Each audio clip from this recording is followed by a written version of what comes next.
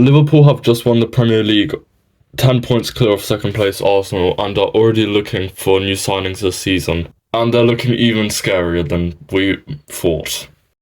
When Slot was announced the new Liverpool manager, people had some expectations for him, but, not to win the Premier League in his first season. And his first major change was switching from a 4-3-3 to a 4-2-3-1, allowing him to have the double pivot and still have wingers. And now for that cam position, they're looking for Florian Wirtz. Wirtz got himself 10 goals and 12 assists in 31 Bundesliga matches, guiding Leverkusen to a second place finish. And we all know he was the main man for them this season, right? He has the most dribbles completed in the Bundesliga this season with 82 total dribbles. And the arrival of Wirtz would mean that Alexis Mac Allister, who was absolutely fantastic for Liverpool this season and a key part for why they managed to win the Premier League, Mac Allister is very capable of dropping into that double pivot to partner Gravenberch, and that would definitely introduce the most dangerous midfield in the Premier League.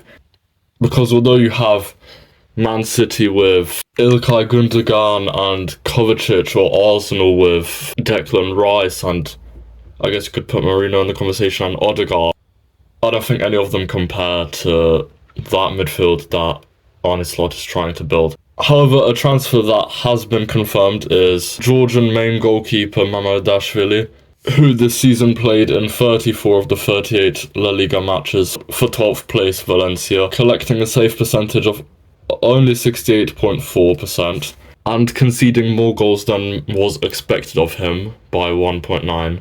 However, he still showed signs of a very capable goalkeeper who could still rival Alisson Becker. Despite Becker's much better stats, Mamardashvili would perform excellently as, I guess we could say backup goalkeeper, but in 2 years, Alisson will be somewhere in the Saudi league and Mamardashvili will be the starting keeper because Kelleher is being heavily linked with Brentford, I think. So they need a strong leader at the back, and at the Euros, I think Mamardashvili as well showed his class. But I don't think he will be the best goalkeeper in the Premier League, if I'm being honest.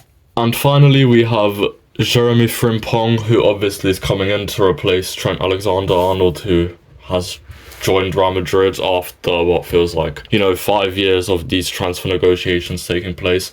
And Liverpool were very quick to replace him with a younger right back from the Bundesliga, of course, Frimpong, who of course is very fast, played excellently for Bayer Leverkusen and worked very well under Xabi Alonso in these last two previous seasons, being a key element to their, defeatless season until the Atlanta game.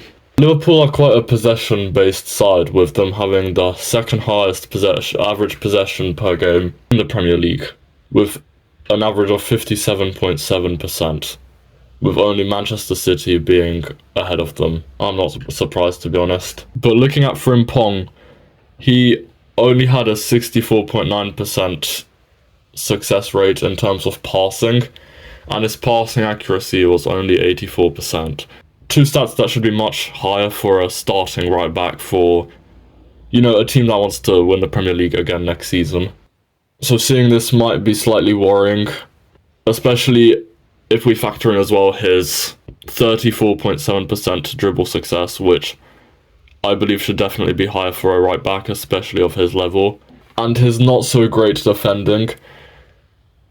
However, I think just like Trent Alexander-Arnold, they're two quite similar players. I think Frimpong will perform excellently for Liverpool and replace Trent quite well. But what do you think? Let me know in the comments. Do you think Liverpool will win their second Premier League trophy in a row next season, or do you think that these signings will just flop?